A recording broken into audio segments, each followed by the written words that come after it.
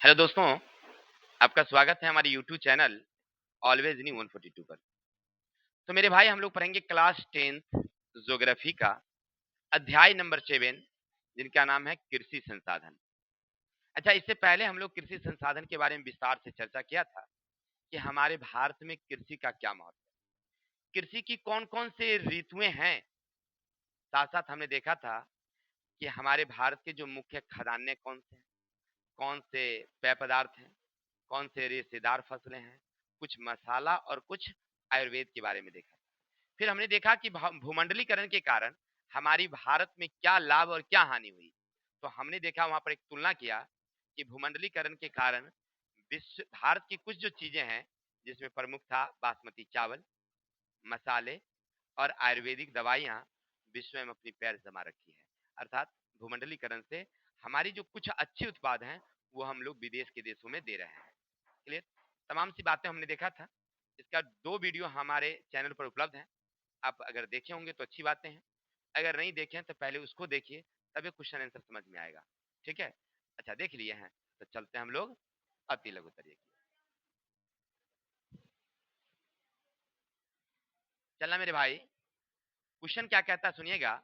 अति लघुतरीय प्रश्न उत्तर में भारत में कितनी प्रतिशत आबादी को कृषि में रोजगार मिलता है। अच्छा, देखिए हम लोग पढ़े थे, याद होगा आपको कि भारत के लिए कृषि में एक महत्वपूर्ण संसाधन है।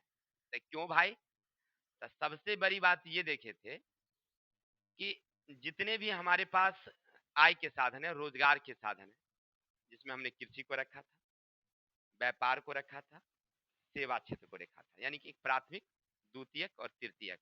देखिए आय के साधन को हम लोग प्राथमिक में रखते हैं कृषि को, द्वितीयक में रखते हैं व्यापार को और तृतीयक में रखते हैं सेवा को। 3 क्षेत्र हमने बांटा है। ठीक है? ऐसे तो अब चतुर्थ और पंचम भी आ गई है जिसमें नेटवर्क की बात है जो हम लोग आगे पढ़ेंगे। फिलहाल समझते हैं कि 3 मुख्य हमारे आय के साधन है जहां से रोजगार लोगों को मिलती है। तो प्राथमिक में कौन? कृषि। और द्वितीयक में कौन? व्यापार और उद्योग। और तीसरे में कौन? सेवा क्षेत्र। ठीक है, जैसे नौकरी हो गई जो भी। अब आपने क्या देखा कि वहां पढ़ा होगा कि ये दोनों मिला करके, नहीं, अभी चौथा और पंचमा है उसको भी मिला करके हम लोग मात्र 47% लोगों को रोजगार देते हैं। 47%। लेकिन एक कृषि एक अकेला ऐसा मतलब साधन है जहां पर 53.8% लोगों को रोजगार देते हैं। हम लोग वहां पढ़े थे, नहीं पढ़े थे? क्योंकि सबसे ज्यादा रोजगार वही उपलब्ध कराती है। अब यहाँ से ऑब्जेक्टिव क्वेश्चन पूछा कि भारत में कितने प्रतिशत आबादी को कृषि में रोजगार मिलता है? तो 53.8%। किसी को दिक्कत? भारत में कृषि से कितने लोगों को रोजगार? 53.8%। इसमें ज्यादा टीका टिप्पणी करने की जरूरत नहीं है, ऑब्जेक्टिव क्वेश्चन है, 1 नंबर का रहता है। आराम से वहां पर लिख देंगे, 53.8 हो गया आंसर। आगे चलते हैं क्वेश्चन नंबर नेक्स्ट। भारत के किन राज्यों को मसालों का राज्य कहा जाता है, यानी मसालों का प्रदेश? अच्छा, ऐसे देखिए बिहार में कम होती है ऐसी बातें नहीं है। बिहार में भी मसाला की खेती अच्छी होती है, मिर्च की खेती होती है, धनिया की, लहसुन की नहीं होती है। लेकिन अगर पूरे भारत की अगर तुलना करेंगे तो केरल में सबसे ज्यादा होती है। और यही कारण तो हम लोग गुलामों हुए थे, मालूम है ना आपको? क्योंकि अंग्रेज को चाहिए स्वादिष्ट भोजन। ऐसे स्वादिष्ट भोजन तो सबको चाहिए भाई, क्या है कि नहीं? लेकिन उन लोग को ना ज्यादा स्वादिष्ट वाला चाहिए, और उसको मसाला मिल ही नहीं रहा था, तो मसाला खरीदने के लिए ही कहाँ पहुंचा था सबसे पहले? नहीं, दक्षिण भारत। और दक्षिण भारत में सबसे पहले केरल के कालीकट के बंदरगाह पर पहुंचा। तो वही जो केरल की कालीकट बंदरगाह, यानी समझ गया ना भाई, याद रहेगा कि अंग्रेजवा आया था मसाला खरीदने के लिए, तो उसी को कहते हैं हम लोग मसालों का प्रदेश। अच्छा, तो यहाँ से एक लाइन में आंसर देंगे हम लोग। भारत के किन राज्यों को मसालों का राज्य कहते हैं? तो केरल को, और बगल में कर्नाटक भी है उसको भी कहते हैं। कोई दिक्कत? किन राज्यों को? तो केरल और कर्नाटक। किसी को दिक्कत? लेकिन ऑब्जेक्टिव में एक ऑप्शन रहेगा तो मारना केरल में, क्योंकि मेन केरल है तब कर्नाटक है। किसी को डाउट? अगर केरल कर्नाटक ए बी दोनों दे दिया तब क्या मारेंगे? दोनों मारेंगे, किताब कहता है इसीलिए। अब आगे सुनिएगा मेरे भाई। रबर का पौधा किस देश से लाकर भारत में, सॉरी लगाया गया था? याद रखेंगे 1877 ईस्वी में एक व्यक्ति थे जिनका नाम था सर हेनरी विलियम। उन्होंने कहां से लाए थे? तब ब्राजील से। कहां से लाए थे? ठीक है, उप जगह का नाम है पेरू क्षेत्र। जैसे नहीं अपने भारत है, तो भारत में कोनो बिहार है, कोनो उत्तर प्रदेश है, कोनो पश्चिम बंगाल है कि नहीं? या ऐसे भी उत्तर भारत कहते हैं, पश्चिम भारत कहते हैं ना, पूर्वी भारत कहते हैं, ऐसे करके हम लोग नाम देते हैं।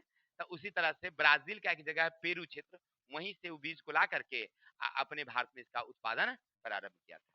तो अब समझ में आ गया कि रबर का पौधा कहां से आया था? तो ब्राजील से। किसने लाया? तो सर हेनरी विलियम। कब लाए? तो सब कुछ वहां पर लिख दिए हैं साथ साथ। ठीक है, आगे शुष्क कृषि को परिभाषित करें। शुष्क कृषि, वर्षा की सहायता से विकसित कृषि प्रणाली को क्या कहते हैं हम लोग? शुष्क कृषि। यानी वर्षा हो और खेती बाड़ी होती है, जैसे अपने यहाँ का अभी नहीं, खेती बाड़ी में पानी पटाने की जरूरत होती है, अपने आप पड़ते जा रहा है एकदम, है कि नहीं? विचार हम भी किए थे, वो 14 कट्ठा वाला जमीन में रोपे हुए थे, बताओ, उसमें सोचे पटा देते हैं ना, धान रोपे हुए थे। कह के आए थे बोरिंग वाला का, आती है भगवान जी इतना ना बरसाई दिए कि क्या इसको क्या बोलेंगे हम लोग? ऐसा खेती को शुष्क कृषि। तो वर्षा पर आधारित कृषि को क्या बोलते हैं हम लोग? अच्छा, देहरादून की बासमती चावल किस लिए प्रसिद्ध है? देखिए, तो देहरादून की बासमती चावल जो है ना, अपनी स्वाद के लिए, सुगंध के लिए प्रसिद्ध है। देखिए, देहरादून एक जगह है, पूरे देहरादून का चावल प्रसिद्ध नहीं है बुआ जी, याद रखिएगा, लेकिन कुछ जगह है वहां पर जहाँ की चावल बहुत सुगंधित होती है। जब बन जाएगा ना, तो पूरा घर गम गम, आस पड़ोस में गम गम गम गम करता है। क्या है कि नहीं है? एक जगह हम गए थे बड़े लोगों के यहाँ, एक मंत्री जी के यहाँ, तो गए ना, तो मतलब उनका ना समधी आया हुआ था उनके यहाँ, तो संजोग से हम कोई काम से गए हुए थे, चावल उनके लिए बना था, हम वहीं पर बैठे हुए काम कर रहे थे, हमारा भी मन ललचा गया कि तनी खाते हम भी। हाँ देखिए, हाँ मुझे पानी भी आ गया था वास्तव में, सही बात है। और वो जो चावल निकाले ना, इतना इतना बड़का चावल था वो, जो कुकर में से निकाले, तो उसका जो मतलब उसको, हाँ, इतना इतना बड़का चावल था, अब पूरा गम गम गम गम करता था।